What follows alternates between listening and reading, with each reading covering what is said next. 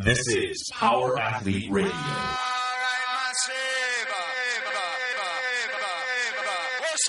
With your hosts, Denny K, Professor Booty, and the Luke Summers. And now, toes forward, hips locked, shoulders set, and retract those scapulars. It's time for some knowledge bombs.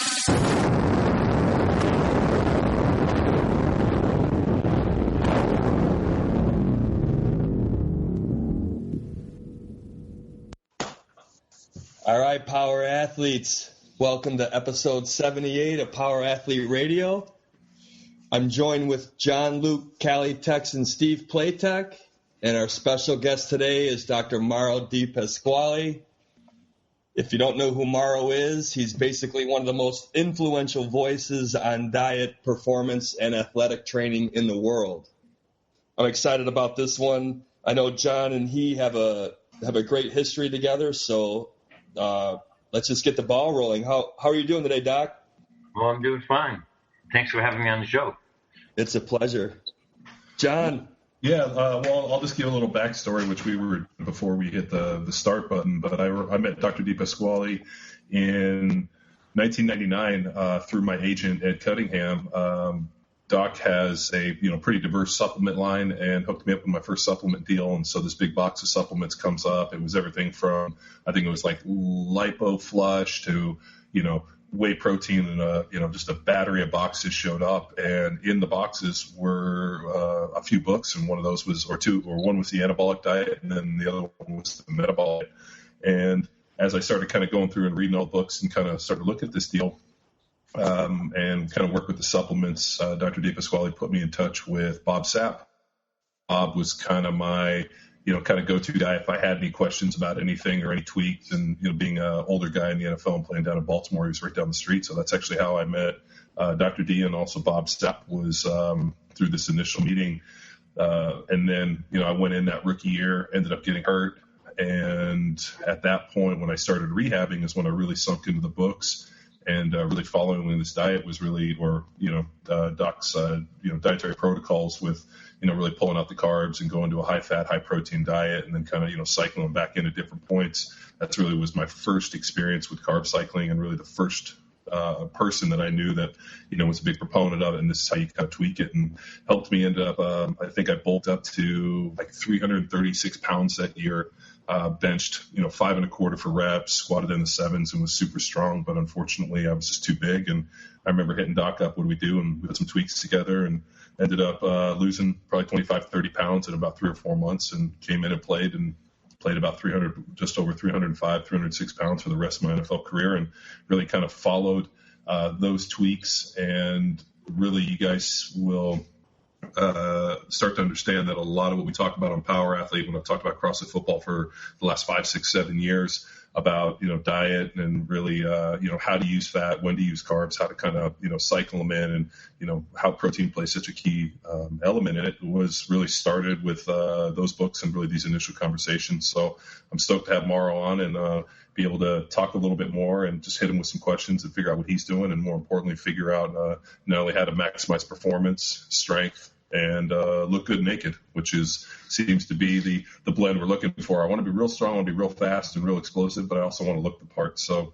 I think nobody on the earth is better at that than Mauro. So we're stoked to have him on, and thanks, Doc, and hopefully we can get rocking. Yeah, let's do it. I first started. I've been in this for over half a century. I started training when I was 13 years old, and I was using rebar with concrete when I started training. And it wasn't until I got to university, where I majored in genetics and molecular biochemistry, that I really got into the insulin aspect. Being at the University of Toronto, of course, insulin was one of the things that was big there because of Dr. Best and Banting. So I got interested in the insulin aspect, and then wondered, well, how can you manipulate it? How can you manipulate insulin in such a way that you can maximize or help maximize performance and body composition?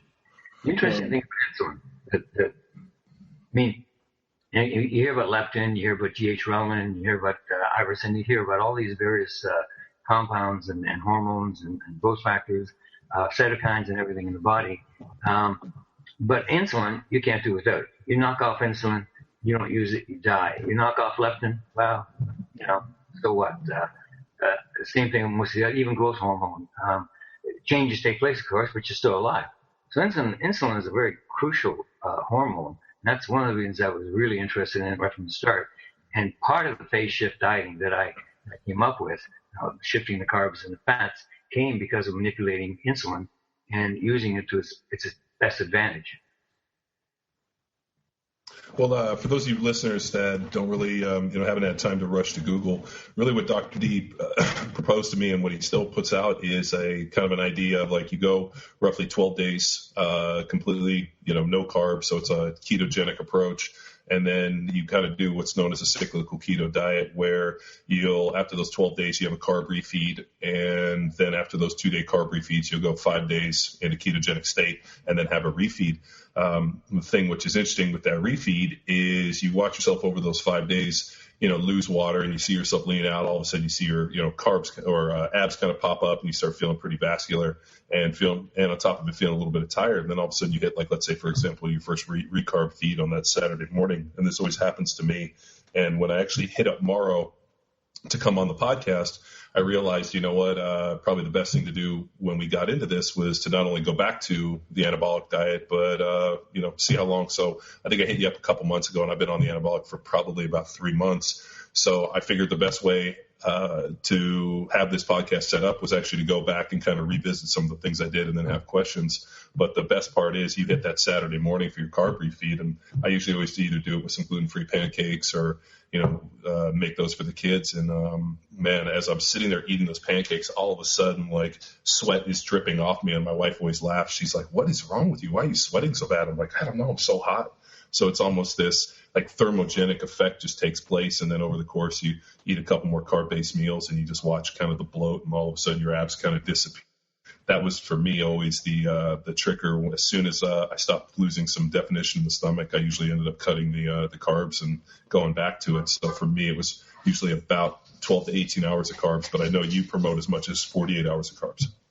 Well, it varies quite a bit. It depends on your genetic makeup, epigenetic makeup, what you're doing, et cetera. Some people can only carb up one meal. Some people can carb up for 3 days. And the 5-day, 2-day was really it was just a starting point. It was social, so to speak. In other words, you got 5 days where, nobody really cares what you eat. You don't meet anybody hardly. You're at work or whatever you're doing. And then on the weekend, all of a sudden, you got people coming over, friends, et cetera. And they look at you kind of funny if you're not eating any carbs. So it started off as a starting point, after the first 12 days, for example, where you go over to primary fat burning as your primary fuel. And then you start experimenting. 5-day, 2-day, sometimes 6-day, 1 day, sometimes 3 days of strict carbs, and then 1 day of carb loading, and another 3 days of strict carbs. So it all depends on what worked for you. And the beauty about all this was that you could actually experiment every week. Every week was like starting point, so to speak. What can I do that's different that I can make more progress? Well, the tweak that I ended up kind of working towards, when I was playing in the NFL, I mean, obviously the, carbs being, really our primary fuel for, that type of deal.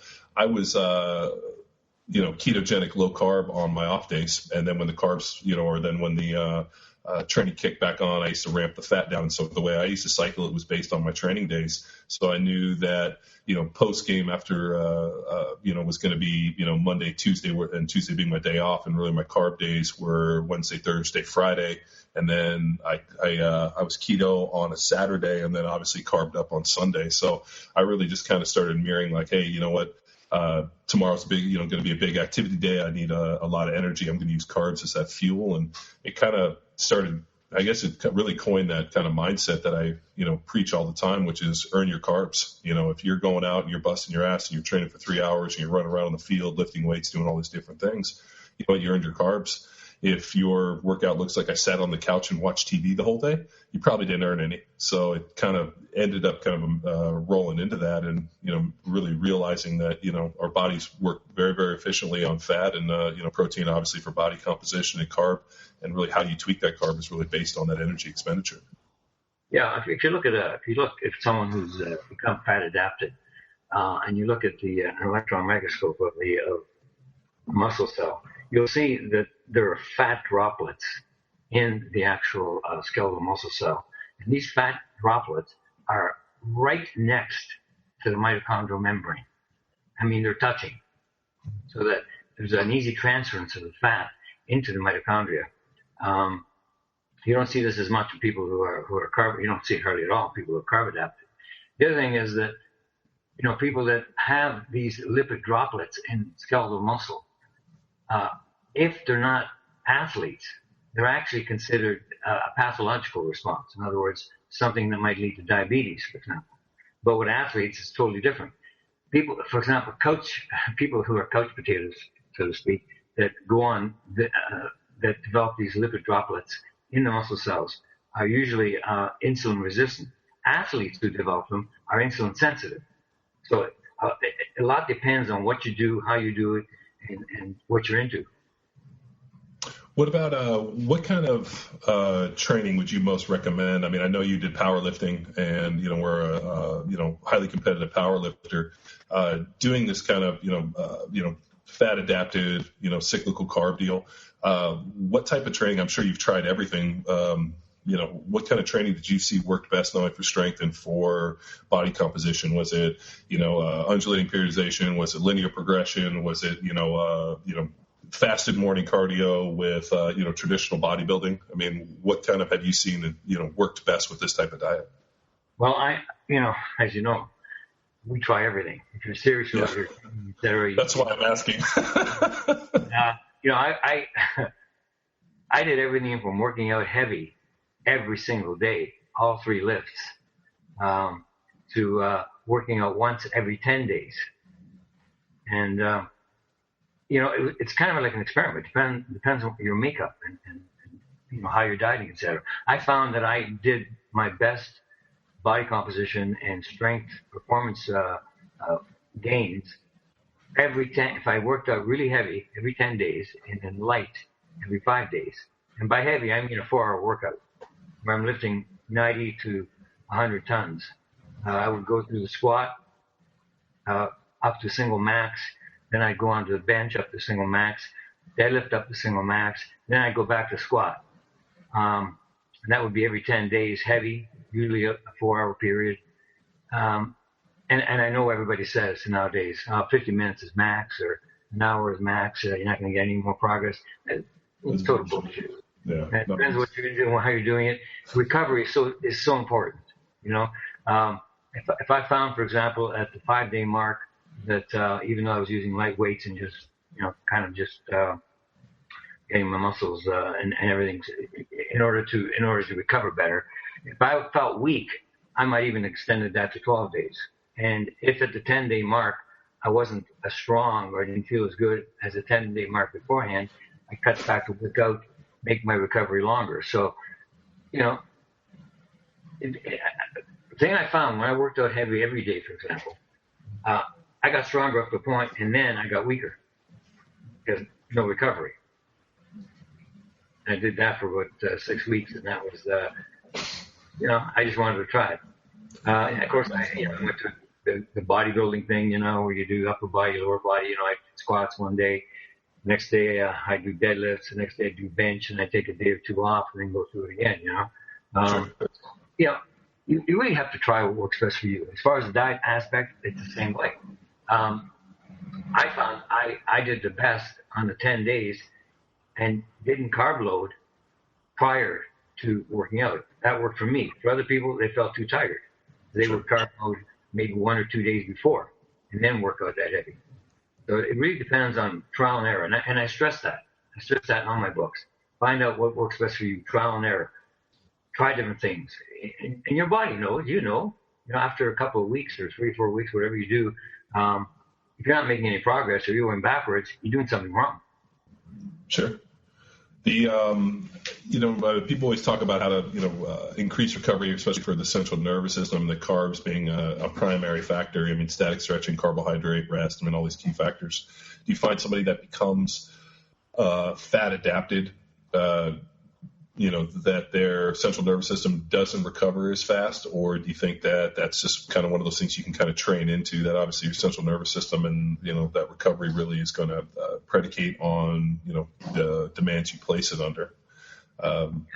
Just a big thing we always run into with people that are doing the anabolic stuff is they feel so torched by like Wednesday or Thursday that, they're like the intensity is pretty good Monday, Tuesday, Wednesday, and then by Thursday and Friday it really kind of tailors off, which almost kind of leads me to believe that the heavier workout should probably be a little earlier in the week with, more light. I mean, even, dynamic speed stuff kind of a little later in the week.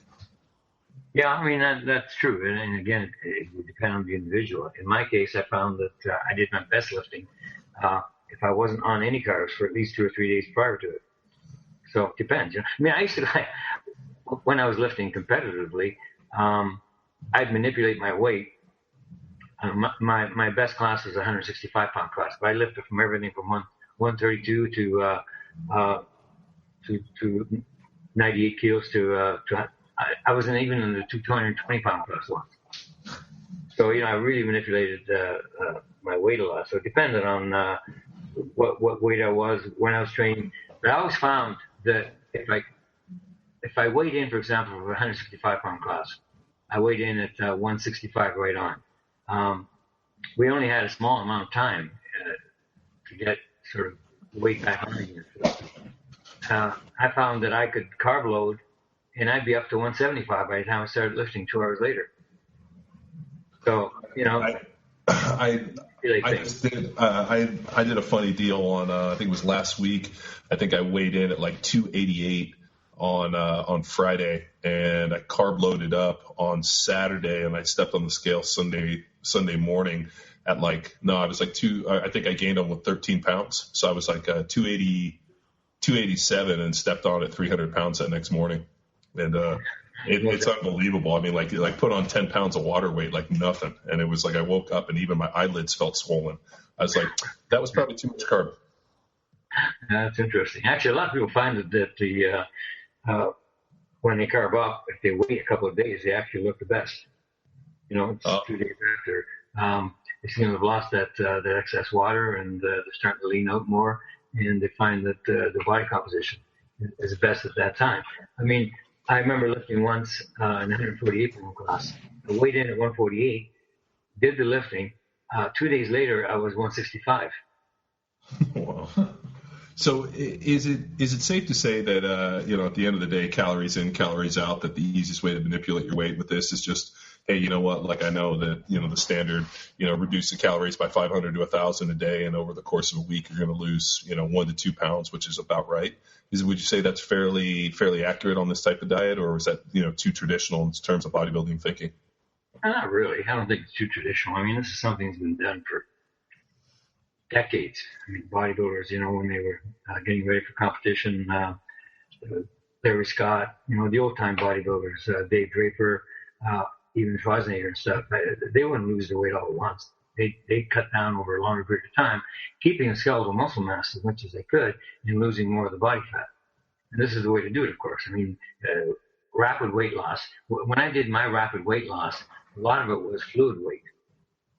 And of course, depleting the carbs would decrease the fluid even more. And then when I did sort of recarb, I would gain that weight back very fast. Huh.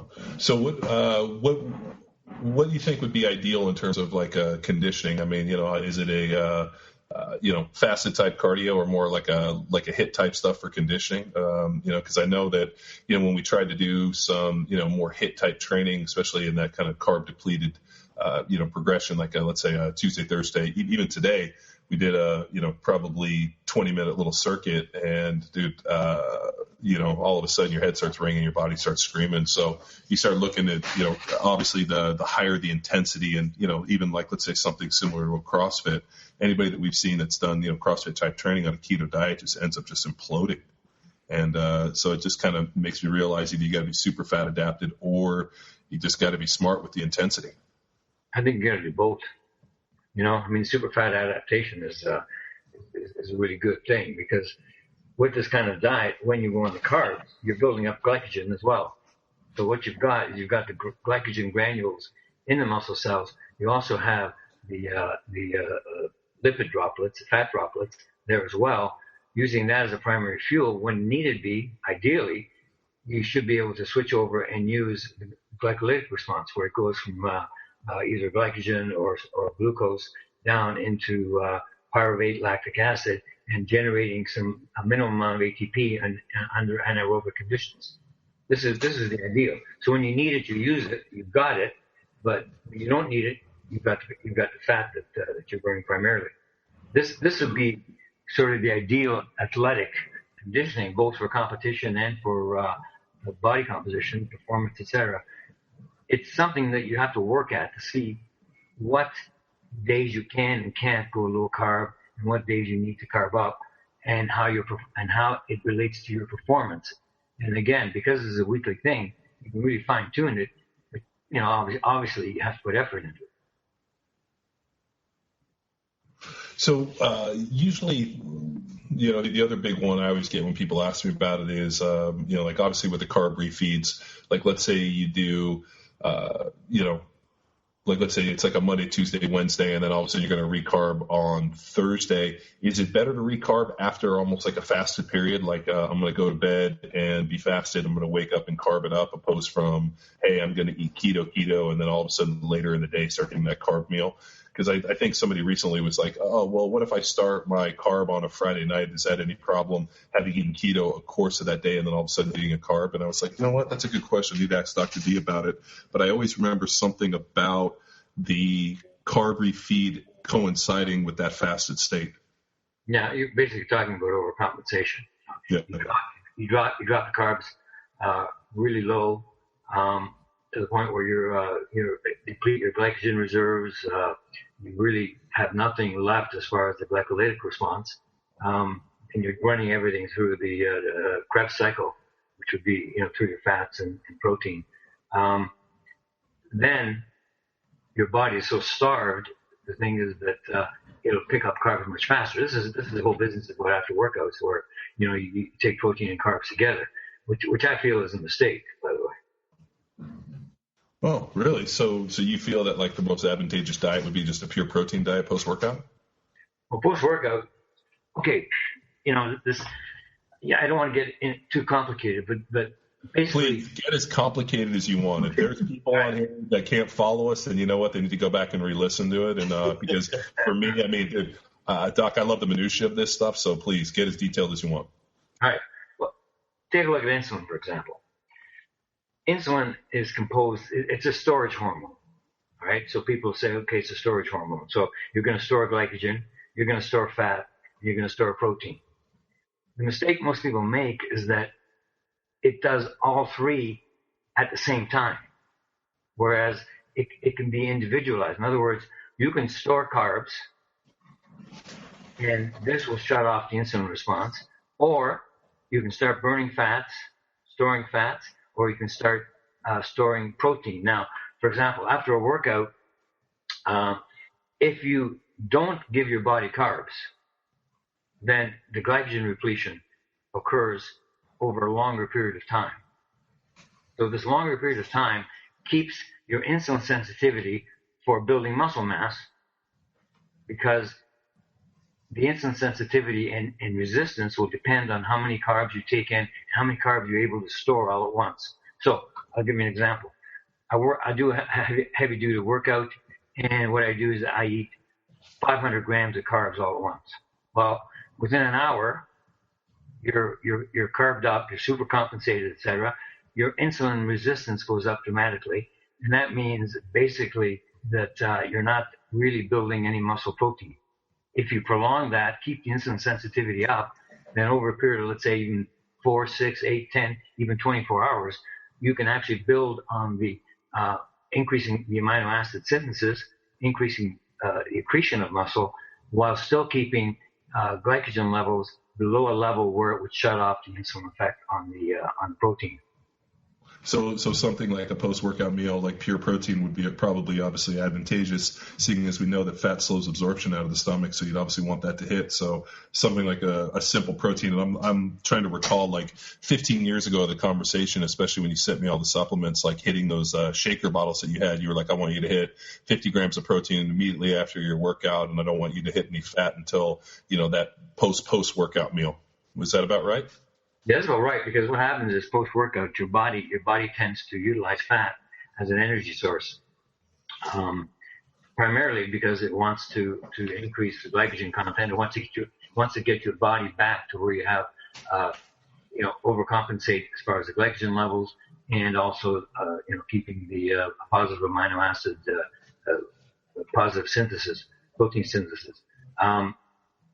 This is a natural response. Unfortunately, with insulin, once you've supercompensated the glucose, it actually also decreases protein synthesis. So and also insulin is considered anti-catabolic. So you're not using your protein as an energy source to build up your glycogen levels. This hasn't been, as far as the research goes, this stuff has not been all worked out. I mean, you talk to people about anything, leptin, you talk to them about testosterone, you talk to them about irisin and the various other growth factors and other cytokines, etc., that affect the body. We're still in an infantile stage. I mean, every new study you read tends to either contradict what's already been there or add a bit of information to what's there and take away some information. So you really have to be careful. And this is why you got to listen to your body. This is why you got to sort of experiment and see. Try, for example, after a workout, strictly going on a high protein. You want the calories. You want to go on a high protein diet. As far as the fat really doesn't interfere as much as I thought it did back then. Now, you don't want to overdo the fat, of course, because you want your body to use the body fat as an energy source and use that to produce to increase protein levels in the body, increase muscle, the anabolic response to muscle. So really, it's a matter of trying it out. Keep off carbs, for example, let's say for 4 hours, and then then carb up and see how it affects your body post workout after 3 or 4 weeks. How is it? Are you stronger? Is your body composition improving, etc.? If it's not, then vary the times. Yeah, I recently did a deal where I went and trained. I mean, we did a ton of pulling, just a bunch of posterior chain work. Like I had a heavy deadlift day on a Saturday, and then Saturday usually obviously being my carb day, and I decided I was like, you know what, I'm going to fast and wait like 4 hours before I carb up. And when I actually went back and consumed a whole bunch. I was sore for like the next 6 days. Oh boy. and I haven't been sore, had muscle soreness since I was probably 15, 16 years old like this. And I just laughed and I was like, all right, so that's me telling my body I need to eat immediately after. And so, that's why I was like, okay, you know what, I'm just going to pound a shake and do something that's real quick acting. And then obviously in that post workout meal, that second meal, I'll end up kind of upping the fat a little bit. But it seems like a relatively easy thing. And I remember I remember years ago talking to you about it, and I was like, well, Doc, how am I going to get all this fat? And you were like, I just want you to drink olive oil. Go get a shot glass, and I want you to knock back the olive oil. And I remember sitting at a restaurant and pulling out a glass and drinking olive oil, and the look on people's faces. And I've recommended it to people ever since then. I'm like, just get a shot glass, put an ounce of olive oil. You're probably going to get about, a couple, 1,000 plus grams of fat in there, and it just how you knock it out. But in terms of really fats, I mean, the ideal fat, and I know the one that we first talked about was saturated fat being the most important, especially for a healthy androgen profile. You want to have a good testosterone levels. You want to be able to recover and get stronger. You got to be saturated fat in the diet. And the problem is saturated fat's been so vilified for so long that it thank God it's starting to make a little bit of a comeback. But you take us through a little bit on terms of the most ideal fat sources.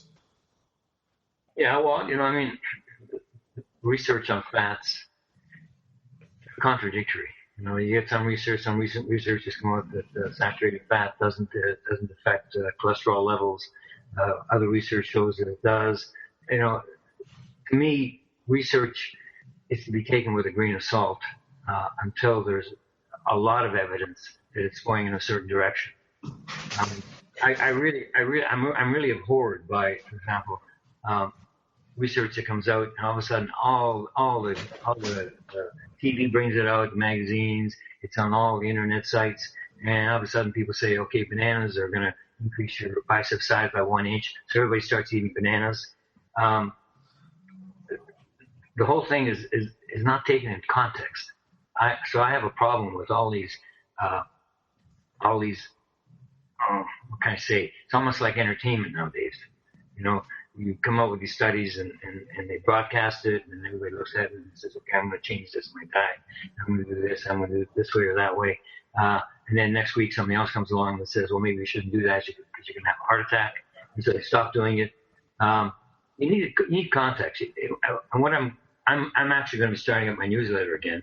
What I'm going to try and do is look at some of these studies, put it in context, and then extrapolate as to what they actually mean. That's crazy talk. So let's build some context. Let's put together just a brief for our listeners, our followers, our lifting weights. Well, so for most people, especially when they get into it, and I always get a big one, like, what's probably the most ideal fat source? And so what I always like to do is, obviously saturated fat from, animal sources and, medium chain omegas or, like medium chain triglycerides, like, coconut oil, and then obviously monounsaturated fats like olive oil, avocado oil, and different kind of oils like that. So, avocados kind of fit in there, and olives. So, I really talk about, those being probably your best fats choices that are available to you, opposed from, trans fats or polyunsaturated or all these different ones. So, you're right to a large extent. But as far as the diet's concerned, you're better off sticking to long-chain fatty acids. The problem with the medium chain and short chain fatty acids is that they're, first of all, they don't need they don't need a process to get into the mitochondria. They're brought into the mitochondria. They're used almost like glucose as far as a food source. That's one of the problems, for example, with fiber. When you take fiber and some of the starches that are resistant to digestion, is that you get the bacteria forming short-chain fatty acids in the colon, and short-chain fatty acids actually provide an energy source. So people who say, okay, this food contains 27 grams of carbs, but 26 grams is fiber, and they think, okay, we're home free. It's only got 1 gram of sugar or whatever. That's not true.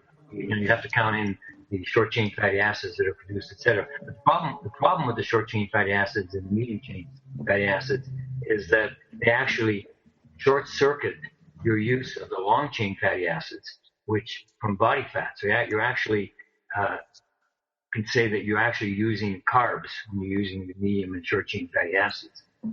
So what would be the best long-chain fatty acids then? Well, like I said, monounsaturated, like olive oil, and people get the wrong idea about meats. For example, pork has a lot of monounsaturated fatty acids in it. The omega-3s, obviously, people get enough of the omega-6, but you can mix that in as well. Flaxseed oil, etc. There's a combination. Hemp oil. There's all kinds of oils that are good, but even foods, your saturated fatty acids from cheeses.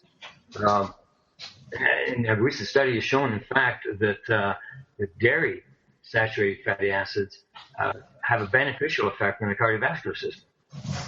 And people, obviously think, saturated fats, you're going to develop high cholesterol, high LDLs, and cardiovascular problems will ensue. That's not necessarily the case. There's still a lot of research has to go on, but I think, as you mentioned earlier, we're getting a little more solid information on why saturated fats aren't as bad and not as vilified as they were for the last 34 years. So something like a raw cheese or a hard cheese would obviously be better, seeing as that, the fermentation process or the cheese, the making of the cheese, the lactose is blunted. So therefore, if you ever look at, nice raw cheese, it's usually pretty high in fat, and that's always a pretty good fat source. So, the interesting thing, and I'm sure you run into this more than this type of stuff, where people actually want to know the nuts and bolts. Most people are like, well, just tell me what to eat. I believe you. You're smarter than me. what's the best way to kind of jump into this? And I always say, like for people that have never done, kind of a ketogenic diet, I always think it has some real good deals, and especially that first 12 days, things get pretty dicey. I mean, it's always interesting seeing people break from that kind of carb addiction.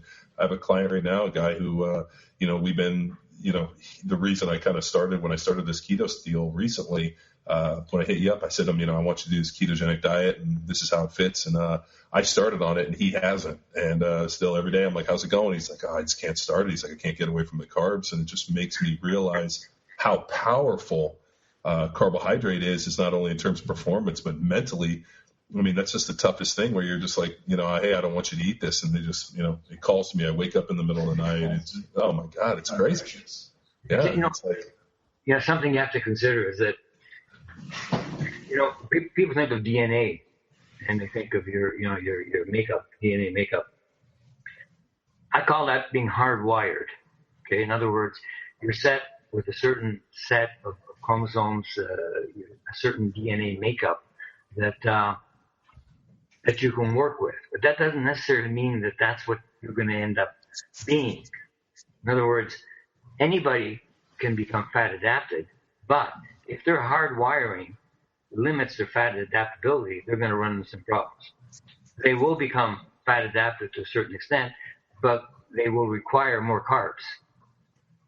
Other people, for example, can go on a low-carb diet forever because, again, their hardwiring is such that, and I talked about the epigenetic aspect, and what that does is it quietens some genes and activates other genes, so that they have the genes to activate when they go on the on the ketogenic aspect of the diet, at the low-carb phase, and they do really well.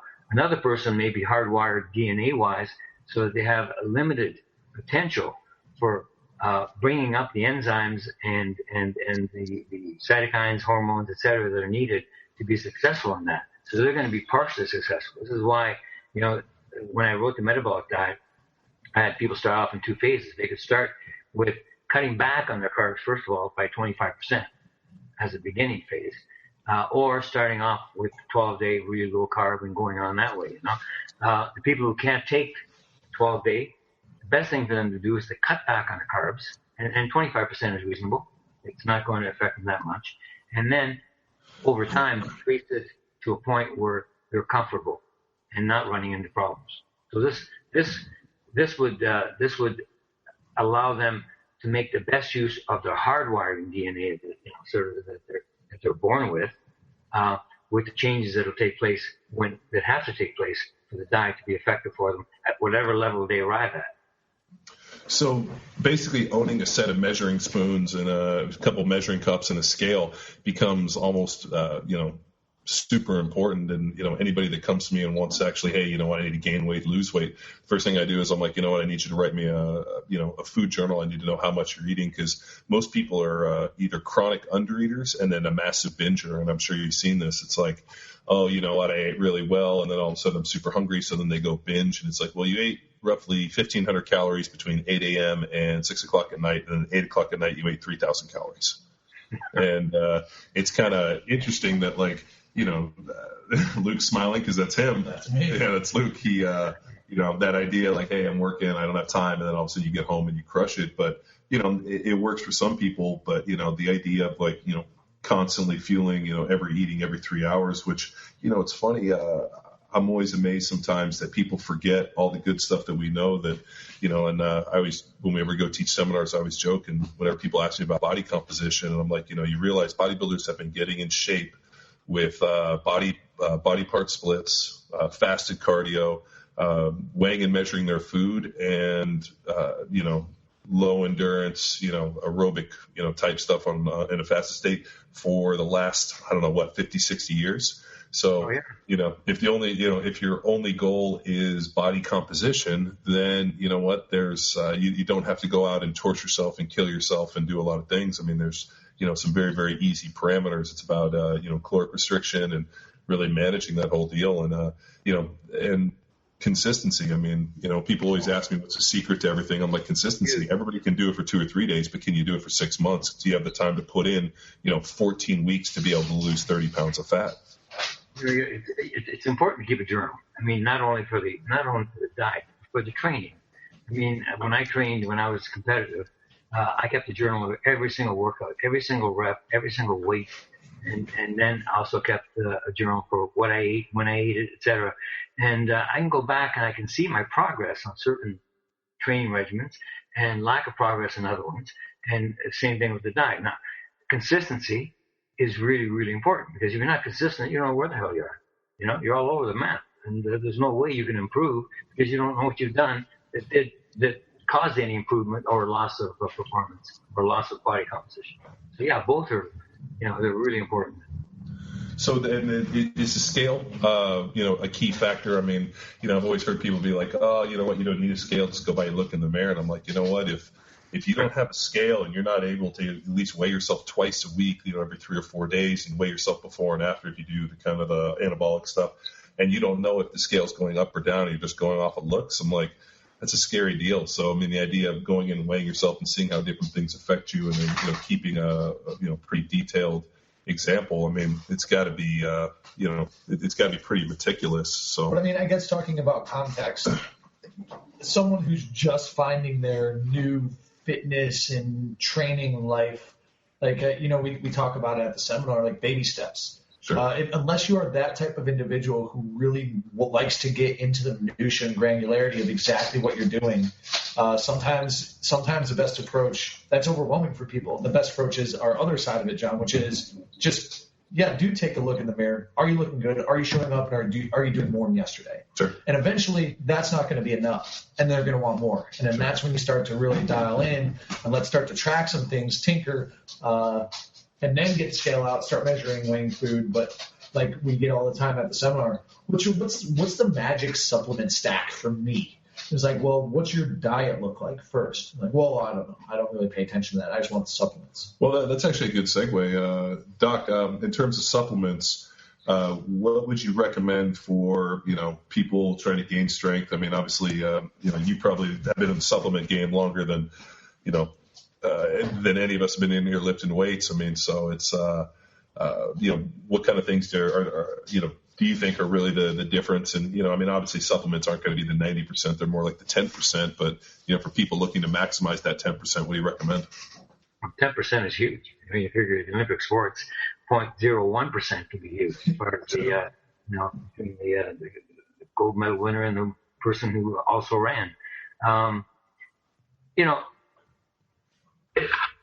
It's difficult to me to give advice to people when they don't really know themselves. And they're not serious. When you're talking about scales, for example, you were talking about weighing, and then I think it was Luke that mentioned weighing your food as well. Yeah. This is the baby step thing. As you progress and as you get more serious and start achieving some goals, you do have to do more. So at first you may only put down, well, okay, I trained Wednesday, did 3 sets of squats, 3 sets of benches, 3 sets of deadlifts. Thursday I did this, and Wednesday I did that. The next step would be to actually put down the weights and everything that you've done. The next step would be to start doing your diet. Then you start weighing your food, depending on what body composition you want to achieve, how much weight you want to gain, where you want to be, etc. So it's a progression. It doesn't, obviously not linear progression, because linear progression only works for a period of time. After a while, you have to change. You have to see, what kind of periodization works best for you. When to take your rest, when to go off the diet, for example. Go off and go on a normal North American deadly diet, and then go back on again. So there's a lot of information that you can gather about yourself, and the more serious you are, the more information you gather, the more you're going to improve, because you're going to know what works and what doesn't work. Now, I lost, saying all that, I think I lost the original question. We were talking about supplements. So, yeah, I mean, but that's, hey, all this stuff is solid gold, so you're happy to go off on any tangents, but like, what type of supplements? I mean, obviously like something like, post-workout, like a protein supplement or, creatine, and I know you have, if you click on Mauro's site, which we'll post a link to, he's got a battery of supplements. So, I mean, obviously, like, is there, I mean, there's things out of the peripheral, but what would you consider those kind of core things that athletes would need in their supplement regimen? Well, what I try and do is I try and put the supplements to the best use. So you're going to have supplements that you may want to use in the morning and the afternoon and evening. Some supplements you may want to use before bed. Obviously, supplements before training and after training and during training are important too. So you have to look at what, and it's complex. For example, post-training supplements, I usually recommend people stay off carbs for a while. They use something which will boost their growth hormone levels. I have a supplement called GH Boost. I also use an amino acid, a very concentrated branched chain amino acid, plus much more to take with the GH Boost. And then an hour later, right after you train, I recommend that you take a certain number of supplements. And then an hour later or something, you have your meal, which could be a steak, could be, whatever it is, and depending on when you're going to have your carb intake. So pre-training, you want something that's going to prime you for the actual training session. And I tell people not to take any carbs prior to training, to use something that will provide them with certain amino acids and certain vitamins and certain minerals that they're going to use. And then also supplements while you're training. And I'll give you an example. If you take a milk protein, for example, whey protein. If you take whey protein before you train, let's say an hour before you train, half an hour before you train, you load up on the whey protein. Well, whey protein, when it's not used, tends to be converted so that you're actually increasing your carb intake. People don't realize this. So that's somewhat counterproductive as far as increasing growth hormone and some of the other hormones while you're training. Now, while you're training, on the other hand, as against before training, whey protein is not a bad idea because your body then uses the protein as an anapyrotic substance. In other words, something which will increase the flux of the Krebs cycle. I don't know if you're familiar with, and this produces this increases the energy levels. It produces ATP. So, and then whey protein after training again is counterproductive. And people think whey protein is the greatest thing in the world. It is when it's used properly, but not before and after training. And a lot of people use whey protein large amounts right after training, and this actually blunts the insulin response to muscle accretion over a longer period of time. So if you switch the whey protein to the kind of peri nutrition deal, what would be obviously the best meal or supplement or whatnot? Like, what would you recommend? Let's say pre-training an hour before. Well, anything at all, as long as it's fairly high in protein and it's complex protein. Casein is good protein. It's breaks down over a longer period of time. Doesn't translate as easily into the gluconeogenesis, which is production of glucose from a fast-acting protein. I have an article on the site about the different proteins, and there's fast proteins and there's slow proteins. Using a fast protein at the right time is fine while you're training. If you use a fast protein after you train, and especially if you combine it with carbohydrates, it short circuits. Oops, hang on a second. I'm just going to shut that off. I'll be back just 2 seconds.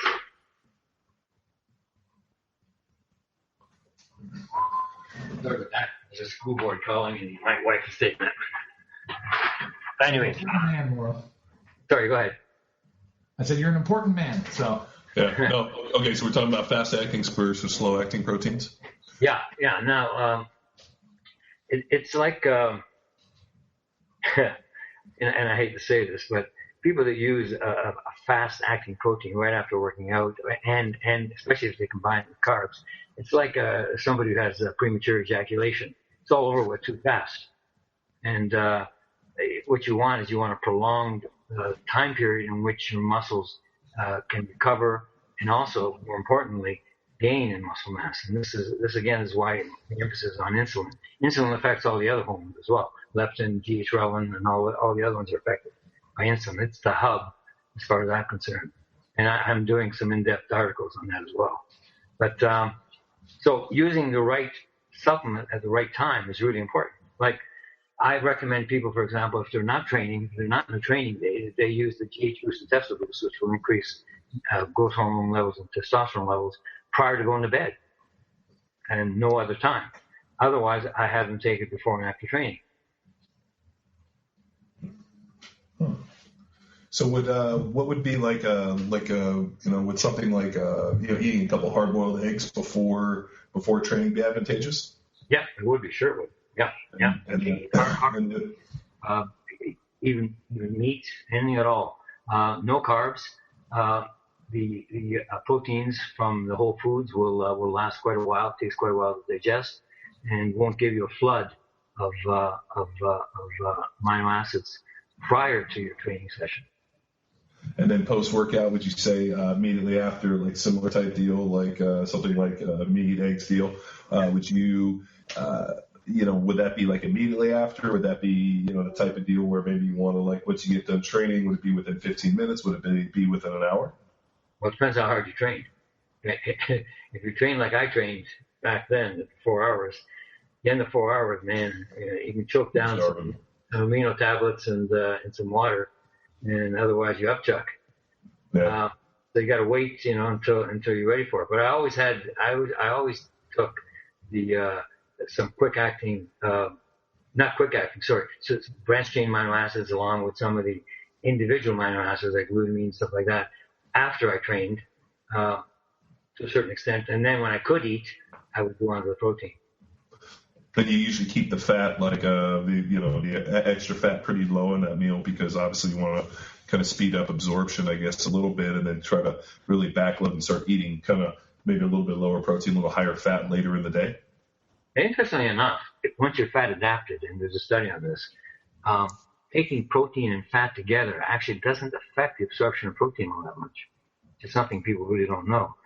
This is a study that was done back in the 1990s. I can send it to you if you remind me. Yeah, please do, because I was always under the impression that adding fat into that post-workout meal just slowed absorption too much. I mean, obviously taking anywhere from 45 minutes to an hour for food sources to really get through the whole digestive situation where they get to the small intestine and really launch out. So I always thought about fat slowing absorption out of the stomach and slowing it into the small intestine. So I was always under the impression that hey, I need to get this stuff in. I need to chew my food really well so that the digestion has as much, I guess, the digestion process is streamlined as most important. Yeah. No, that's a valid concern. There's no doubt about that.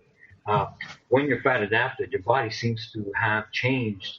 Again, we're looking at the epigenetics that changed the environment so that it actually separates out fat and the protein and will differentially absorb without having any real effect on the absorption of the other macronutrients. So, how, like, for the listeners, I mean, obviously I know what it feels like to be fat adapted, but what would you say they are, like, key signals that you're becoming fat adapted? I mean, obviously, we always joke that the keto breath, where you feel like you haven't brushed your teeth in about 30 days, which people always ask me, like, well, how do you know you're in a ketogenic state? I'm like, when all of a sudden you kind of go, kind of take your tongue over your teeth and you think to yourself, have I brushed my teeth this month?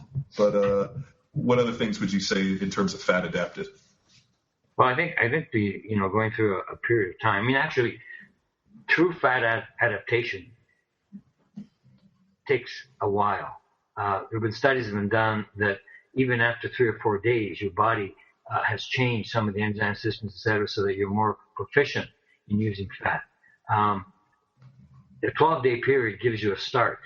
You're not fully fat adapted after that 12-day period. Then you have to go through the cycling that you go through. When you're taking the carbs after being first 12 days, you're still preferentially using fats as your primary fuel, but not as efficiently as you are a couple months down the line, for example. So what would you say, like about a 3 or 4 month, obviously, cycle of doing this? then you start reaching that fat adaptation?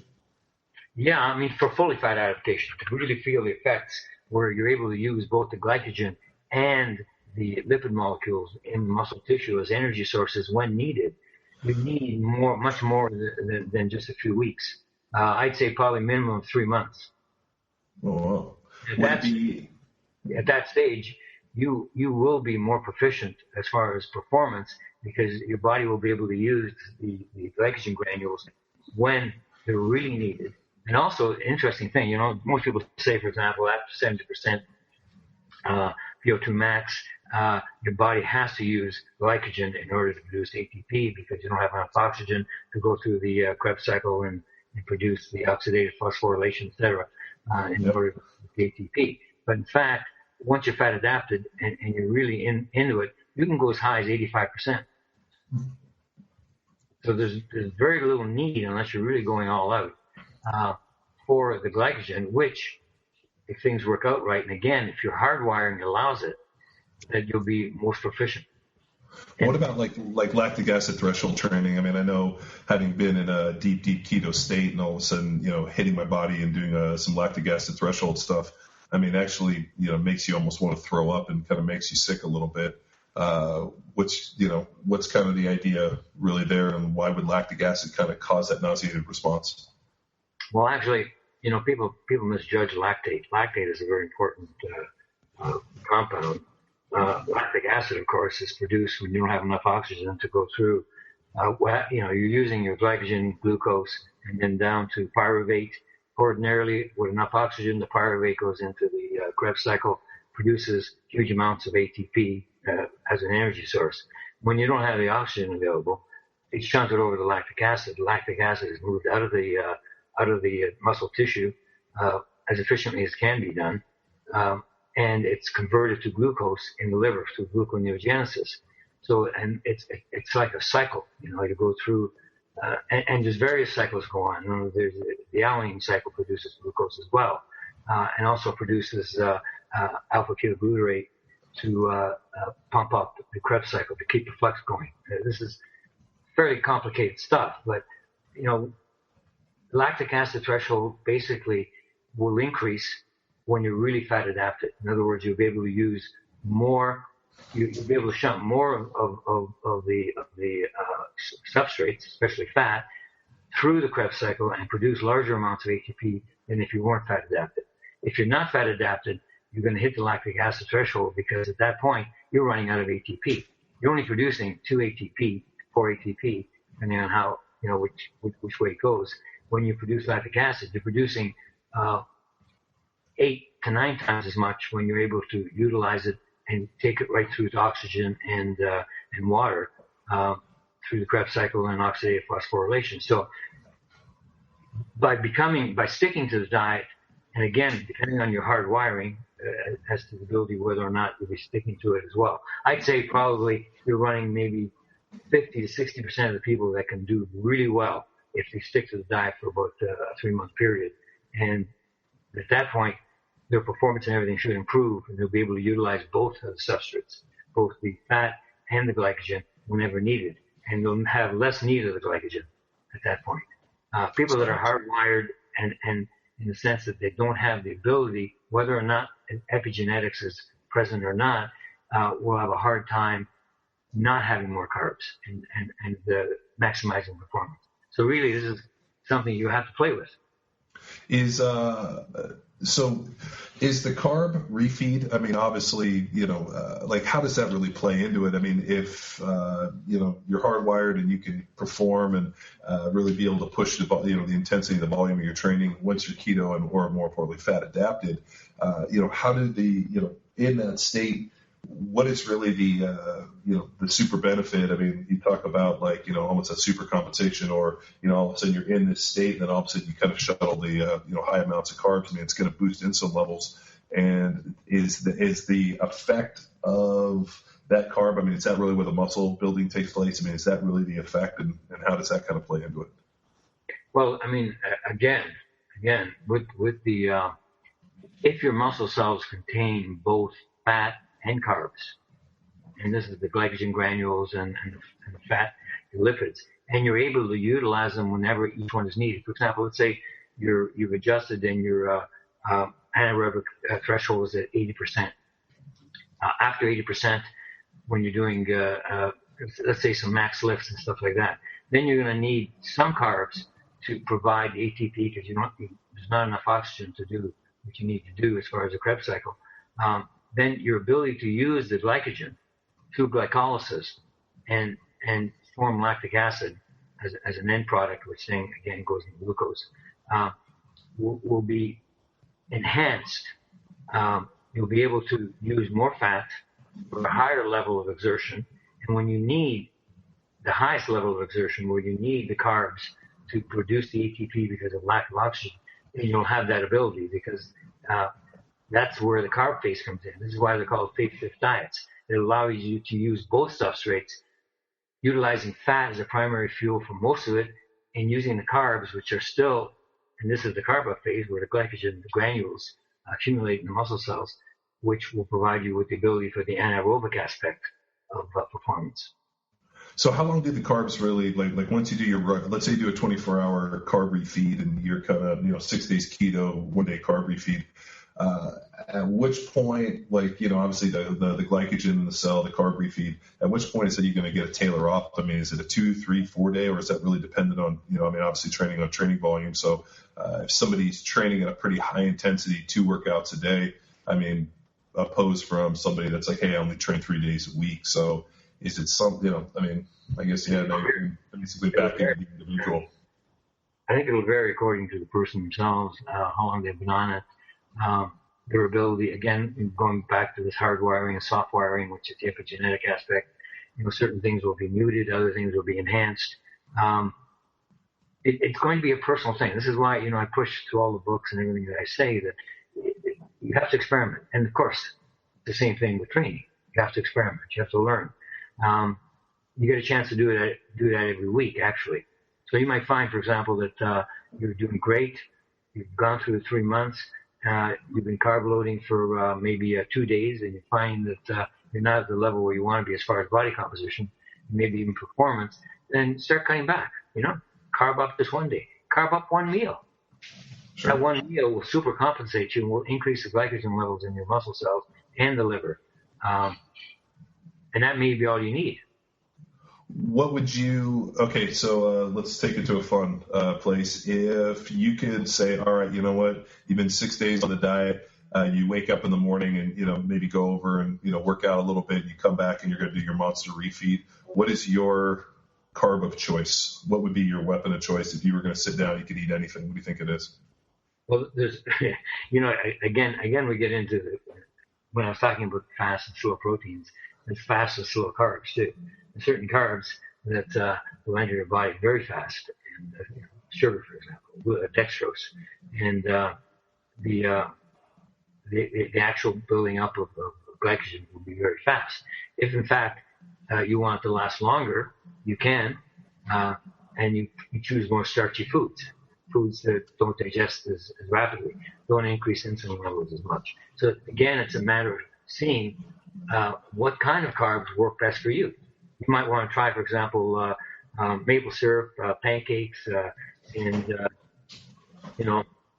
pound of sugar. I mean, just ridiculous. Mine's like so just a personal anecdote, but so when I first went on this diet, I think I was keto for the 12 days, and I did the carb refeed, and I didn't notice it. And about 3 or 4 weeks into, or 3 or 4 cycles into it, which I guess would have been about 3 or 4 or 5 weeks into it, all of a sudden I had been keto for whatever, it's that Sunday, that 6 days, and I got up on that Saturday morning, and I remember I went to go eat breakfast, and I sat down, and I think I ate something like 24 pancakes and a waffle and like a bowl of fruit, and I'm pretty sure I could have eaten every single thing at that restaurant. And I remember years later talking to Tom Incledon, and when Incledon was in college, he had a similar, when he was doing his grad work at Penn State, similar deal. They were on the keto stuff and had been testing the anabolic diet, and he said he sat down and ate like 12 pounds of pasta at one meal, and literally could have keep eating. So it's kind of interesting because you reach that state and all of a sudden that carb refeed and you just start eating carbs, and there is no way that you're ever going to feel full off it. And so like mentally you kind of have to like, you know, after eating these kind of higher protein, higher fat diets where you get full and you kind of stay full longer, all of a sudden you eat these carbs and like, you're like, dude, I could eat every single pancake in the world right now and not even be full. So it was kind of a interesting deal. And I had to realize, I was like, dude, the last thing I need to do is sit down and consume 3,000 grams of carbohydrates. The biggest mistake people make when they first start the diet, they go through the 12 days, and then for 2 days they're eating like 8,000 calories a day of straight carbs. Yeah, that was us.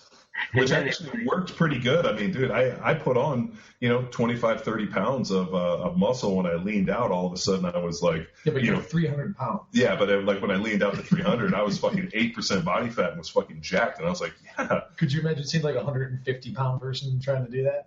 Yeah. Well, I mean, it's. Yeah, I went up to 212 pounds. You know, I'm only 5'6".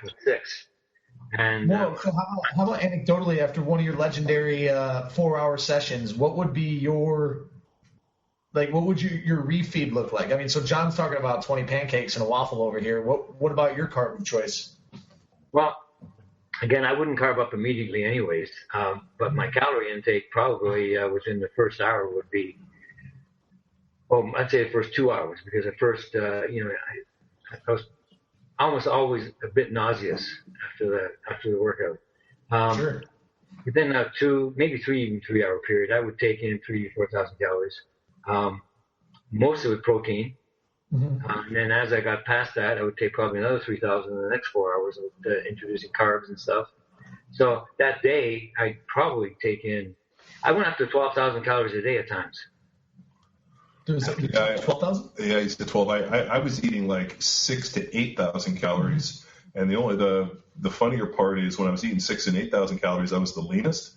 When I started eating like 3,000 or 4,000 calories, all of a sudden my body fat went up, and I remember having to eat that much and being like, "Fuck!" Like it's not that bad if you're eating like 300-400 grams of protein and the fat, and it's fairly easy to get. But when you start talking about eating like 8,000 calories of nothing but carbohydrate, yeah, carby. Yeah, you're basically carby, and you're a carby girl in a carby world. Like, you're basically mainlining, Dippin' Dots or something, you know? Well, you can get your calories level up. A quart of olive oil.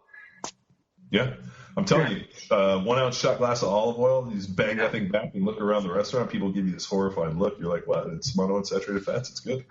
Well, that's a good sign. When people give you this horrified look, you almost doing it right. Yeah, exactly. I don't understand. Well, I got a quick question, if I can interject. Just on a keto, we had a guest a while back who talked about he had cancer and he applied a ketogenic diet, and then I think within a matter of weeks his cancer had cleared up. Have you seen any other experiences like that before? Yeah, it's interesting. There's an effect on that. Cancer cells have a defect in which they use the glycolytic response, which means taking sugar and breaking it down into pyruvate lactic acid, and they get a lot of their energy, even though it's very inefficient, from that response. So if you cut out the glycogen and the sugar and the carbs, it's essentially starving itself because it can't go through the Krebs cycle process and oxidative phosphorylation to make the large amounts of ATP. So some cancers, definitely will. This was discovered almost 40 years ago that this happened. And Tex, tell them who our guest was. Fred Hatfield. Oh yeah, Dr. Squat on. Yeah, I know Fred. He's a good guy. Yeah, so Fred was, squatted his 1,000 plus in George Zangus's marathon wraps and suit, and George started training me in his garage when I was 14. So he always talked about Dr. Squat and Fred Hatfield. So we reached out to him. We had him on the podcast, and he was awesome. So I figured you guys are, you would know him as you guys traveled in the same circles. Yeah, the only interesting thing is when I lifted, I didn't use anything except the belt and knee wraps. I never used the super suits or the bench or any of that kind of stuff. When you look at, I'm waiting for the time when they're going to use bionics, and that'll do all the lifting. It gets ridiculous. I've always been against using a lot of paraphernalia. The triple or quadruple bench press shirts where the guys, benching 900 pounds. You take all that away from him, maybe he can bench 500. I had a deal when I was out at Westside. Went out there and trained with Louis for a time. We were doing floor press, and I floor pressed right around 500, and so that was about right around pretty close to what some of the other guys were hitting. And then they when we went over the next week and they threw on their shirts, these guys were benching 900, 970 pounds, and I remember thinking like, dude, that shirt gives you a lot of carryover if you're able to raw bench in the mid fives, because the 600 pound raw bench is what there's only a handful of people in the world. I mean, Kaz, I think, still has got the biggest one at like 661, or I think that Eric Spotto guy just beat that. But I mean, Kaz, held that record for a long time. So, there's been a huge resurgence in raw lifting, and almost, I think it got like the suits and the wraps and the multiply. The guys got 4 meter knee wraps and these canvas suits, and a lot of this, I think people just kind of got either a little fed up or it just got almost too comical. And now, I mean, I just watched a video of Eric Lillibridge on Instagram squatting 1,001 for a double in a set of knee wraps, and he's 290 pound guy. So I mean, now you're seeing raw lifters actually approaching a lot of the numbers that you're seeing in multi-geared guys. So it kind of goes back to show you, like, the raw lifting, what the body can do. I don't think people necessarily have any idea what the untapped potential can be. No, I agree 100%. I've seen guys that actually were really, really strong. I mean, Tom Campbell, for example. I mean, he won the world championships in '79. His training buddy, and he just didn't use any paraphernalia. And the guy was in the 198 pound class at the time. He took 6 months off training completely, came back and benched 450. Without a pause. I mean, it was just ridiculous. These guys are just built hardwired, and then you add all the other paraphernalia to maximize their hardwiring. So I don't know. It's tricky. I know the paraphernalia. I've always been against it. I was vice president of the International Powerlifting Federation, and also the president of the Pan American Powerlifting Federation, and I quit both because it was just getting out of hand. They were using triple ply stuff. And I thought, where's the strength in this? I want to see what a person can do on their own, not what the equipment can do. Yeah, no, I agree, and it's been pretty cool. I mean, I think the resurgence in raw lifting is, it's going to really help the sport of powerlifting. I think because people can identify with it, and you see a guy wearing, multiply briefs, canvas suits, and this whole deal, and they wrap themselves up like a rubber band. And I think people have a harder time. What's that? How about the bench shirts? They look like they're freaks. Their arms are crossed in front of them. They can't move unless they have a weight. Yeah. No, what's kind of a trip is you can really kind of gauge somebody's strength because, really there's no suit that's really going to help on the deadlift. So, I mean, you can kind of take a look and, see kind of like, a guy comes in and he squats $1,000 and, benches, 800 pounds, but he only deadlifts like 600 pounds. You're kind of like, oh, well, how strong is that dude really? Or how much is that on the gear? But then all of a sudden you see a guy come in and, now you got these guys squatting 1,000 plus raw and they're pulling, 800-900 pounds raw, and then they're getting in and benching, 550, 600. I mean, that to me is a strong dude. I mean, that's the most impressive stuff I've ever seen. Well, I did 722 in the bench, in the deadlift, sorry, using belt and wraps. That's it. Actually, I don't even think I wore wraps. I don't even think I wore knee wraps. Right. Did you pull conventional, or were you a sumo guy? Conventional most of the time. I switched over to sumo for a while, and then went back to conventional. So I deadlift actually because of my structure, shorter back. I do well with either way. The guys with the longer backs that are good, especially good in squats, they do better usually with sumo because they can duplicate the squat effect and they don't have to bend over as much. Sure. Yeah, no, the sumo is a short stroke, especially if you're kind of a long torso, kind of short leg. Get those legs real wide, and you got to pull it 3 or 4 inches. So, geez, I feel like we're running, or not running out, but this thing could go down the rabbit hole anyway. Is there anything that you really think like that's burning on your mind that you're like, this is a little bit of knowledge you really want to impart? Well, I guess the main thing that discourages me is the way things are presented. You know, the science studies, they're taken out of context. They're made into entertainment. And I mentioned this before. That disturbs me, I think, more than anything. It's almost like false advertising. I mean, the context that, the basics. And I read some of the stuff on your site, and it's pretty good because you're looking at the basics. You have to train to a certain extent. You have to eat right. You have to do this right. It's not going to be all one thing. I think what discourages me most of all of this is the advertising for nutritional supplements. I mean, I can't believe. I'm ashamed, actually, sometimes to be in the nutrition supplement business when I see some of these false advertisements and that kind of stuff. So that is a pet peeve. And you're not talking about T Nation, are you? Sorry? You're not talking about T Nation, are you? No. There's a lot of them, though. I mean, oh man. Look at the magazines. I mean, they're just ridiculous. You see these guys who are obviously on every kind of hormone, anabolic, growth hormone in the world, and it's because of this certain supplement that's the way they are. I mean, what kind of bullshit is this, That's been going on for a long time, but it's getting worse. And advertise, I won't watch TV if it's got advertisement. Because first of all, I'm watching something, and then the advertisement comes, and I can't remember what the hell I was watching, 5 minutes of advertising in between. Also, advertising is getting to the point where I don't know if there's one that isn't lying, or saying something which is totally exaggerated. Sure, you got to sell your product. I agree with that. Okay, but let's keep it on a level where it's still on Earth rather than out in outer space. Well, it's I'm right there with you, Doc.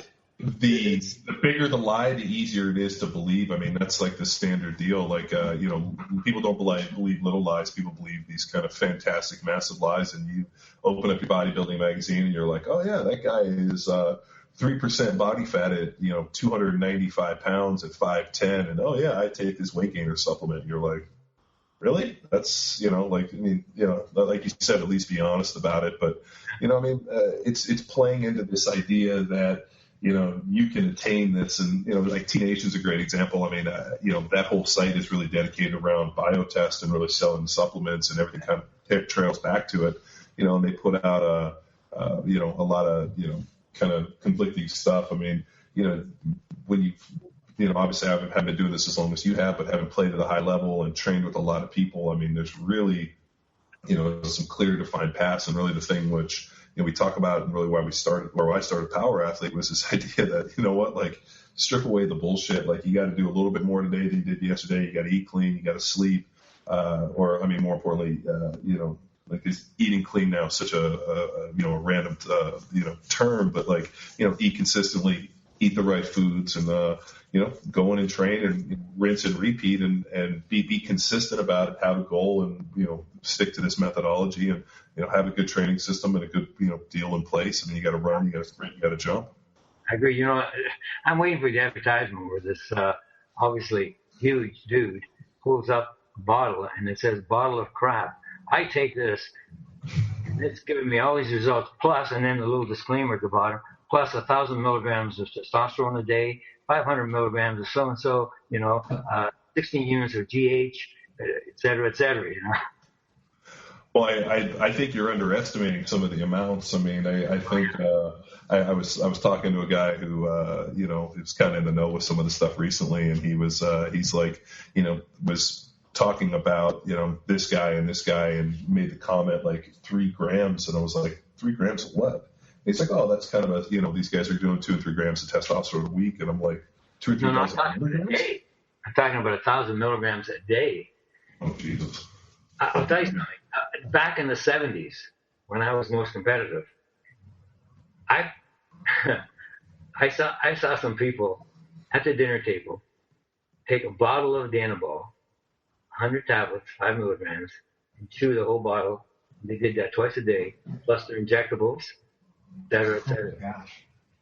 Okay, and I'm not going to name names, obviously, but I mean, and then there's an advertisement saying, I use a bottle of crap. I remember a story Zangus told me about some guys. They used to do. They would get every pill they could find. They would dump it into a bag, mix it all up, and dump it on a bed, and then they put their hands behind, and they would just gobble up all the pills. And the guy, and some guys would take 2 bites, but they just kind of get everything. He was, George was, Thompson powerlifting coach and worked with a lot of high lifters, and so he was pretty, forthright when I was pretty young in the game about it. And the guys would come over and train, and you see the guy with squatting 800-900 pounds. And I remember, as a bright-eyed 14, 15-year-old kid being like kind of amazed. And George was always real good about being like, hey, like let's not make any illusions about what's happening here. I mean, it's a strength game, and these are the tools. I mean, much like wrist reps and knee reps, and these are the tools in the game. And and the decisions guys makes. But no, I mean, I remember years ago when I think I asked you, or I read the book about, why you, really, first put together the anabolic diet. And it was like, hey, I want to give people, a chance to be able to use the most powerful anabolic substance in the world, which is food and insulin, for, strength and body composition without them having to use those drugs. Have you still found that to be the case? Oh, definitely. No doubt about it. I mean, that kind of diet actually optimizes a lot of the growth hormones, a lot of the cytokines that are beneficial, a lot of the factors, growth factors and stuff. This is what you want to do. You want to optimize that hard wiring so that you get the maximum amount of anabolic body composition and performance that you can out of your own genetic structure. And people say, this whole thing, I don't want to cut up other diets because all diets have their use, consistency, et cetera, is important. But you got to be careful of diets that say, well, we've been eating this way for 20,000 years, and this is the way that we're going to function best because this is the way we're built, and we don't change that much. But in fact, you can change in seconds, and your body methylates and changes your genetic structure in a snap of a finger. It may not be major changes, maybe minor changes, but some can be major. This is the whole basis behind the phase shift dieting, is that you basically change your phenotype, the way the genes you're actually using for the purpose that you want to use them for, and knocking out the ones that are counterproductive. This is the whole basis behind the hard wiring and what I call soft wiring, which is your epigenetic changes. Well, the thing which we've seen at least most with like kind of that more primal paleo approach is actually people, even though like and I've said it numerous times, I'm not a huge fan of that science because unfortunately we don't know anybody that's 20, 40,000 years old. We only can make observations.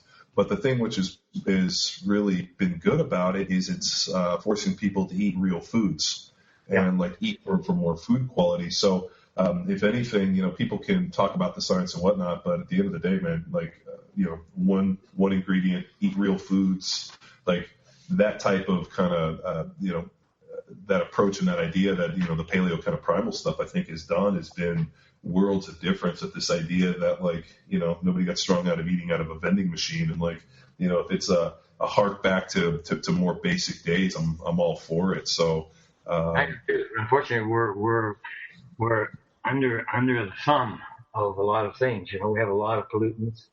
We have a lot of substances in our system, in our food, in our water, and our air that are estrogenic, for example, substances that are toxic. We have antibiotics in our water, unless you have something that, if you want to live optimally, you want to make sure your water is pure, your food is pure. Knowing where your food comes from, ideally, you could do it, but it takes a lot of time and energy to find out somebody who's not using all kinds of chemicals, antibiotics, etc., to produce chicken or beef or whatever, and also water that's pure, that's put through reverse osmosis and delivers outside of a plastic container, etc. You got to look at all these substances. These are all things that change your hormonal profile and also have changes on your genetic structure that can be counterproductive. So. Yeah, you're right. Eating whole foods, eating as healthy as you can, using whatever information we have right now, and keeping away from things that we know are coming out to be toxic, etc. What about obviously you put this diet together in terms of that, but What about, and I'm sure you always get this question, what about people that eat this way that were using massive amounts of anabolic drugs? Well, you can have all the estrogen you want from plastics, from various manufacturing processes. You can be eating and everything. But if you're taking anti-estrogen like exemestane, clomiphene, tamoxifen, etc., you're nullifying a lot of these negative effects from the environmental estrogens. So yeah, let's face it, athletes and bodybuilders, they don't just use one drug. For example, they don't use sonazolol because sonazolol doesn't aromatize and has more of a cutting effect. They'll use all kinds of different steroids, all kinds of factors and stuff, and then they'll mitigate the side effects of these factors by using other drugs. And the example I use would be the anti-estrogens or aromatase inhibitors that would be counteracting any of the estrogenic effects from your environment and from whatever else that you're using as far as steroids, etc. Awesome. They've got the cocktail. Yeah, well, hey, you got to battle, but yeah, it's what's the in terms of and I know you've coached bodybuilders and different people in terms of body composition. Have you what's the leanest or who have you worked with that would kind of be like, hey, this would be my poster child? I mean, obviously Bob Sapp, who is one of the largest humans on the planet, followed this for years and looks the way he does because of you guys want to Google Bob, but I mean, you may go back a few years. You can go back to the 50s and 60s of bodybuilding. Anabolic steroids, testosterone, etc., as far as I'm concerned, was used back in the late 1930s, as early as that. When it was first synthesized and then used, there was a couple of papers on using it for people who have lost weight. What we know is sarcopenia today, for example, loss of muscle mass because of cancer, etc. And then in the 40s it was used. Of course, the story about the Nazis using the steroids at the Olympics in the late 30s. So this stuff's been used for a long time. But if you take the 50s bodybuilders, like, for example, Dave Draper, Lon Bomber, I think you can maintain, you can get that kind of physique. And this goes back to Sandow even, I mean, at that time they had he was natural. He never did much in bench presses, so there was only lack, as far as I was concerned, was his chest area. But take Dave Draper. I think you can reach that kind of level of bodybuilding, that kind of level of body composition by natural means, by using your diet and everything else. Beyond that, I think you're using substances. Well, Dave Draper looked pretty good. I mean, I've definitely seen some pictures of him compared to Arnold, who obviously, was using probably, more or less at the time. But yeah, Dave Draper, I mean, if you guys ever look at him, I mean, he still has a pretty good sight. And I mean, he was, as big and as star as Arnold was at the time. And I mean, there's a bunch of training stuff with him and Arnold you can see. So he was definitely a pumping iron. So if you guys do a search on him, I mean, he was a pretty stout guy. Yeah, he was. Yeah, and he still is, actually. Still looks pretty good. Yeah, he's got a sight and he's pretty active on his forums. I mean, it's but yeah, if you can, and I think he makes furniture. I think that's what his job or that his hobby is. He's like a furniture maker. Or that's what he came with as trade. He is. He's a good guy. I like him. Nice. But, I mean, that's the type of physique that I think can be attained following the right guidelines, the right diet, even the right supplements, etc. Supplements, as you mentioned earlier, they're supplements. Nutritional supplements are supplements that they'll add on top of what you're doing correctly. Your training is right. It's like a pipeline. Okay, you've got your training, your diet, and then at the end of the pipeline, to give you that little extra, you got the nutritional supplements. But you don't start off by screwing up your diet and training half-assed and take a whole bunch of supplements and expect to get anywhere. Yeah, but that's kind of the modern kind of idea that, it's crazy. I mean, before people ask me, when we teach seminars, one of the biggest questions, is never about the diet, it's never about the training. It's like, what supplements? And I'm always like, well, by nature, a supplement is a supplement.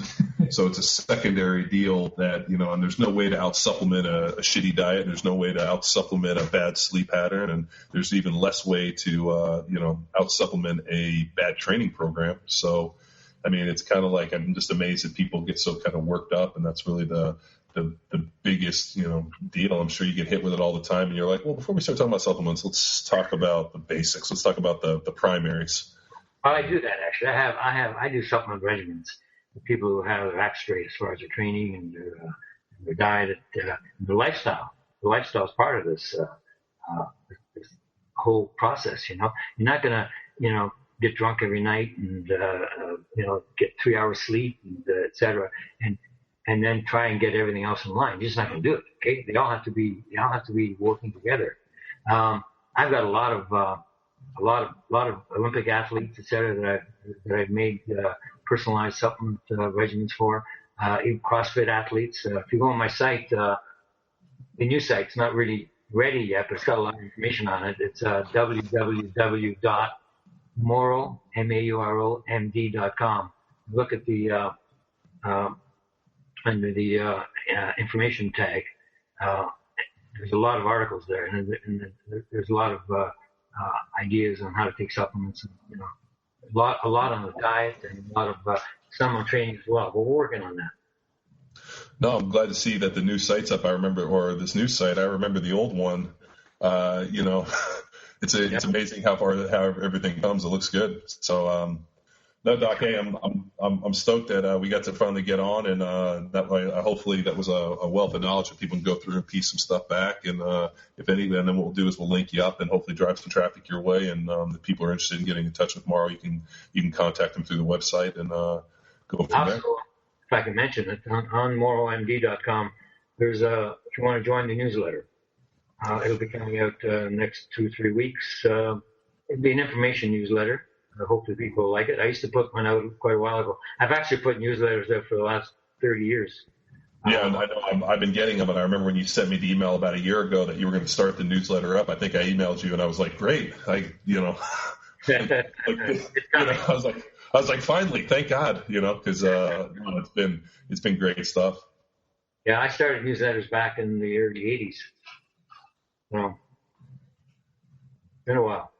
So anything besides the newsletter and the site, Mauro? Is there anything else you want to plug or promote to our followers? No, not really. I'm not the kind of guy that I don't advertise. Marketing is minimal. I try and put out a good product as best I can. The formulations over the years, I've learned a lot. Try to make things work synergistically. Try to make them healthy. I don't, physician code, do no harm. So I don't want my products to hurt anybody. I'm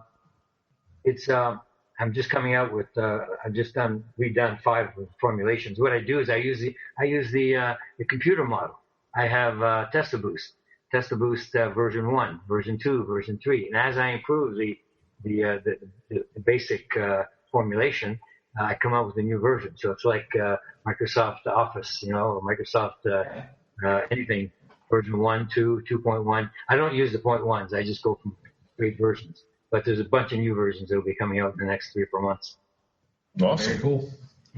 All right. Well, thanks, Doc. If you can stay on the line if you want, we're just going to cover a couple things on our end about one of our charities. So, but if not, thanks so much for joining us. Yeah, thanks, Doc. We started a charity a couple of years ago to support or in memory of a little boy named Wade DeBrune. And yes, I saw that.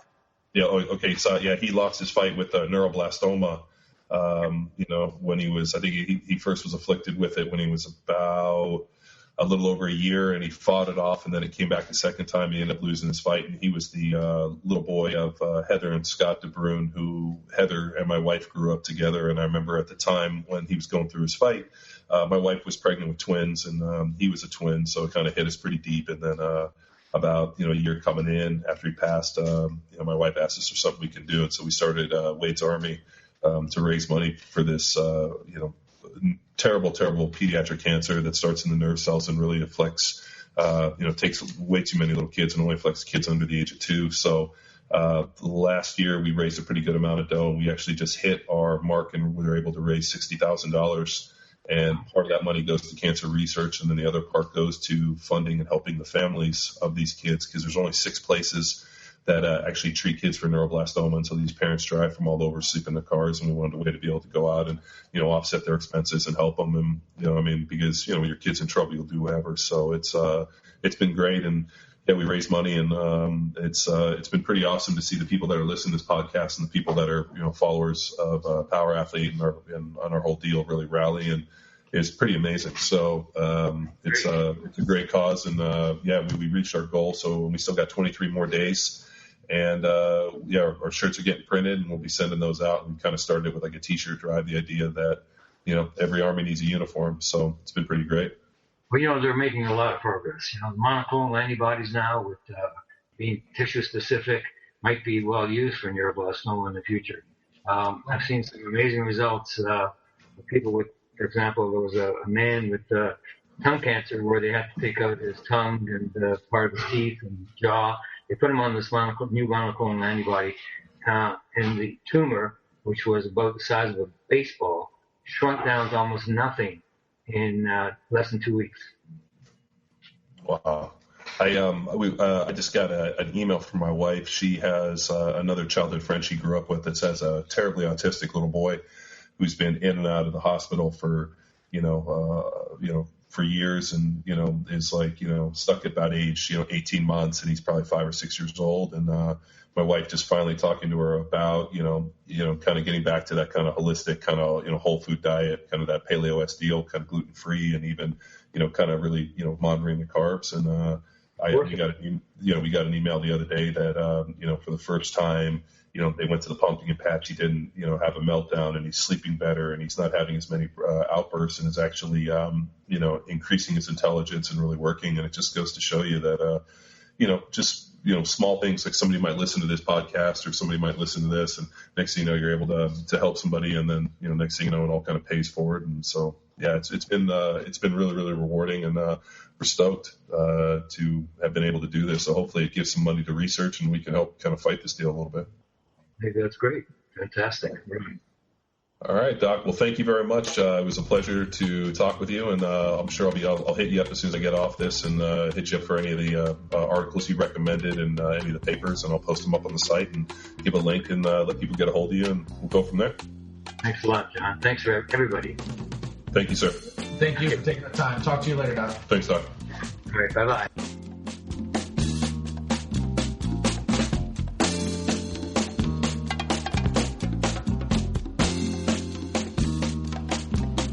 Listening to Power Athlete Radio. For more information on this podcast and to take advantage of our comprehensive training resource, visit www.powerathletehq.com. Power Athlete, what are you training for? I'm your pusher.